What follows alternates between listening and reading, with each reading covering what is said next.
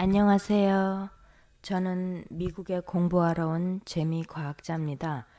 제 전공은 우주, 항공, 군사 목적용 특수 소재를 개발하는 것이고, 미국의 과학계는 첨단 기술용 특수 소재를 개발하기 위해서는 그런 극비 프로젝트들은 철저한 백그라운드 체크를 거친 사람만 그 프로젝트에 일할 수 있습니다.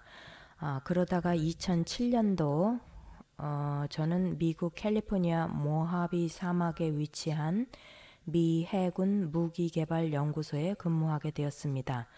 바로 리치 크레스트라는 작은 마을에 위치한 연구소인데요. 극비리의 첨단 무기를 개발하는 곳으로서 일반인에게는 그런 연구소가 있다는 것 자체를 알리지 않는 이런 비밀 연구소들이 수십 개가 모하비 사막 내에 존재합니다.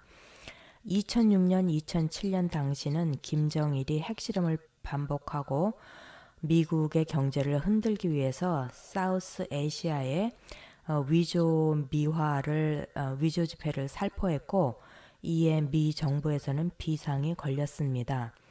2차 세계대전에 히틀러가 승리할 수 있었던 것은 당시 영국의 경제를 흔들기 위해 파운드 위조 화폐를 살포했고, 그 결과로 독일이 영국을 이길 수 있었던 것처럼 2006년, 2007년 그 당시에 사우스 아시아의 미화 위조 지폐 살포로서 미국의 경제가 흔들릴 수 있는 위기의 상황이었습니다.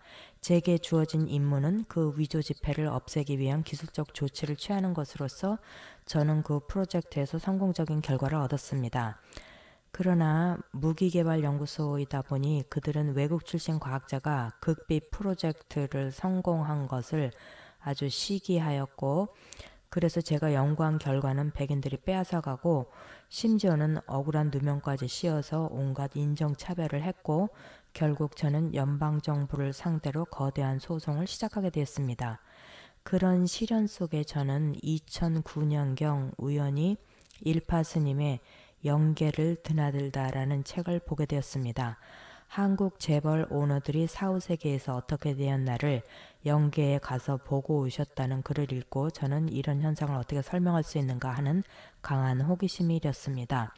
사실 저의 아버지께서도 제 명을 다하지 못하고 돌아가신 것을 제가 알고 있기 때문에 저의 아버님의 영혼이 분명히 천도되지 않았을 것이라는 생각에 일파 스님을 만나고자 했지만, 저는 연방정부 소송으로 너무 바빠가지고 차일피일 미리 다 잊어버렸어요.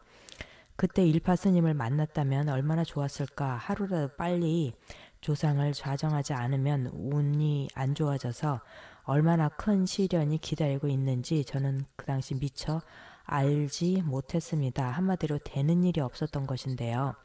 스님에 대해서는 까맣게 잊고 2016년경 저는 그간 7년간 그 연방정부 소송에 대한 최종 판결을 기다리고 있었습니다. 저는 자신이 있었죠. 이길 것을. 그런데 그 중요한 시기에 날벼락이 떨어졌습니다. 수년간 저의 정부 소송을 맡았던 저희 수임 변호사 미국인이 갑자기 급사했습니다. 정확히 2016년 6월 6일 밤 제 미국 변호사는 심장마비로 세상을 뜨게 됐는데 겨우 65세의 나이였습니다. 변호사의 죽음 후에는 심지어는 누군가가 제 자동차를 부수고 제 컴퓨터를 2번이나 훔쳐가는 등 제가 연방정부 수사요원에 미행을 당하고, 이제는 제 변호사뿐 아니라 제 목숨까지도 위태로운 상황이 됐습니다. 그렇게 변호사의 급작스런 죽음으로 인해 그 대책에 동분서주하는 어느 날 2016년 10월 초 하루는 제가 한국의 정세에 대한 꿈을 갑자기 꾸게 됐습니다. 10월 초니까 그 당시는 박근혜 대통령 사건이 발생하기 직전인데, 당시 현직 대통령이었던 박근혜 대통령이 제 꿈에 죽어서 관에 누워있는 것입니다. 박 전 대통령은 제 꿈에 비록 죽었지만 안면은 온갖 꽃으로 뒤덮여서 마치 옛날 황제가 죽으면 묘에 묻기 전에 방부 처리한 다음에 온갖 비싼 부장품으로 장식하듯이 유리 속에 잘 안치된 모습이었는데, 문제는 그 다음 장면입니다. 누군가가 그 아름답게 장식된 유리관을 열고 어떤 큰 손이 나타나서 그 시체를 딱 뒤집으니까 그 뒤는 그야말로 시체가 썩어 들어간 모습이었습니다. 등뼈에는 썩다 남은 살코기가 더덕더덕 붙어서 부패가 상당히 진행된 모습이었고, 그 등뼈에 누가 붙였는지 생선 조각이 붙어가지고 그 생선 썩는 냄새가 천지를 진동했고, 온갖 구데기가 우글우글거려서 참을 눈 뜨고 볼 수 없는 상황이었습니다. 잠시 장면이 바뀌어서 제가 마당에 연못으로 나갔는데 밤이었고, 그 연못에는 수백 개의 플라스틱 장난감 오리들이 등에다가 촛불 하나씩을 얹고 물 위에 둥둥 떠다니는 모습입니다. 왜 촛불 실은 오리들이 연못에 둥둥 떠다닐까? 결국 박 대통령이 탄핵되고 나서야 제 꿈의 의미를 이해하게 됐는데, 나중에 알았지만 2016년 10월 그 당시에 일파 스님이 미국을 방문하셔서 산에 올라가서 박 대통령이 탄핵된다는 예언을 한 그 시점에 일파 스님을 만나지도 못한 제가 그 일파 스님이 기도하신 것을 저는 꿈으로 보고 있었던 겁니다. 정말 이런 인연이 어디 있겠습니까? 그리고 그때 미국에 오셔서 교차로에 일파 스님의 광고를 냈는데, 그때 제가 스님을 배울 것을 그때 또 제가 기회를 놓쳐가지고 결국 일파 스님은 한국으로 돌아가고, 또 몇 년이 그렇게 흘러서 결국 2019년 5월에 한국에 계신 스님과 제가 겨우 연락이 되었습니다. 진짜 너무 늦었죠. 이미 제 상황은 모든 것이 다 망가진 상태였어요. 그래서 제가 제 얘기를 하니까 스님이 첫마디가 그러시는 거예요. 우리가 10년 전에 만났으면 참 좋았을 걸 왜 지금 연락을 했냐. 참 10년 전이라면 제가 이제 뭐 제 얘기를 한 것도 아닌데 스님이 10년 전이란 그걸 어떻게 알고, 왜냐면 그 10년 전이 제가 딱 연방정부 소송을 막 시작한 때였거든요.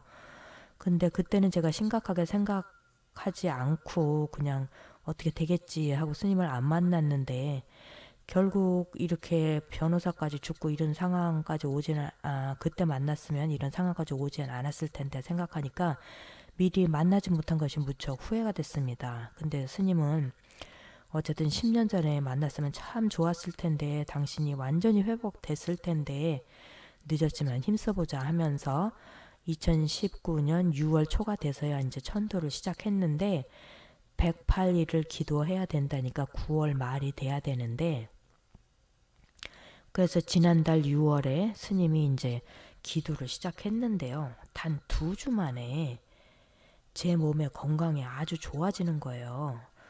첫째로 저는 늘 이렇게 보면 가슴이 좀 두근두근 불안하고, 가슴에 심장이 제 거하고 제 거 아닌 거 이렇게 두 개가 뛰고 있는 것 같이, 그리고 제 가슴을 누가 쥐어뜯는 이런 기분이 있었는데, 스님 기도 한 2주쯤 지나니까 이 심장이 두근거리고 이렇게 심장을 쥐어뜯는 것 같은 그런 통증이 없어지고 아주 가슴이 편해졌어요.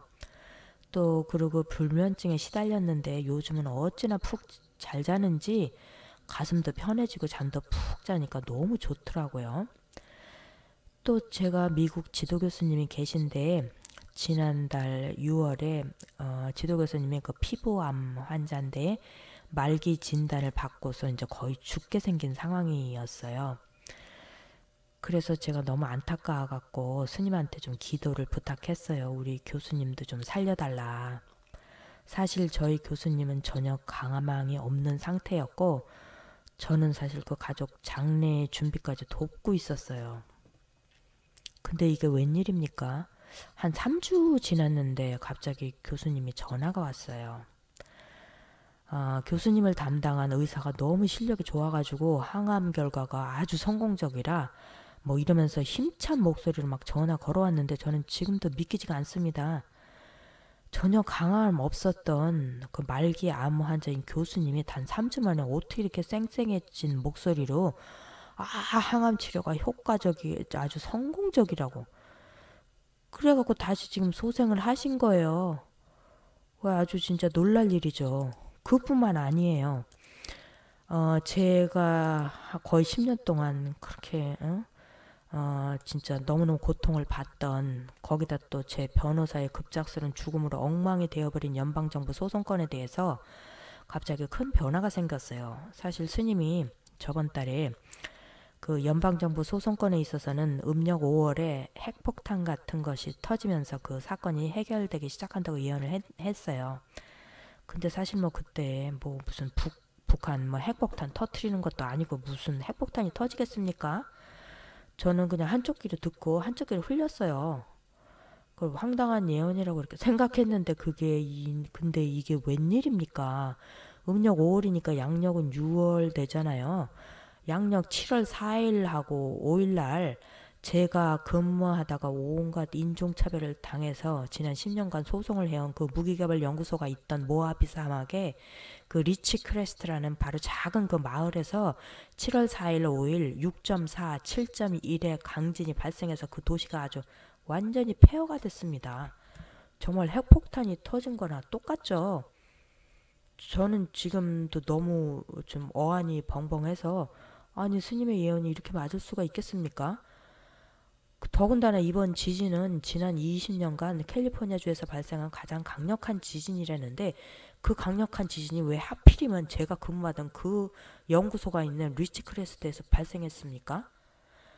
이 모든 것이 불과 한 달 만에 발생한 이 일로 아직 뭐 108일까지 지나지도 않았어요. 이걸 보면서 제가 왜 10년 전에 그 저기 영계를 드나들다 스님 그 책을 읽었을 때 빠르게 그냥 연락을 해갖고 조치를 취하지 않았나 너무너무 후회가 돼요. 여러분도 저같이 시간 낭비하지 마시고 일이 발생되면은 바로 스님을 찾아서 그렇게 하면은 이 고생을 안 해도 될 것 같아요. 지난 10년 동안 제가 괜히 안 겪어도 될 일을 겪은 것 같고, 지금 너무 늦었지만 그래도 스님이 애써주시니까 너무 고맙습니다. 하여간 여러분들은 빨리빨리 하루라도 빨리 그 조상을 자정하고 그러면 그 우리 일상도 편해지고 얼마나 좋습니까?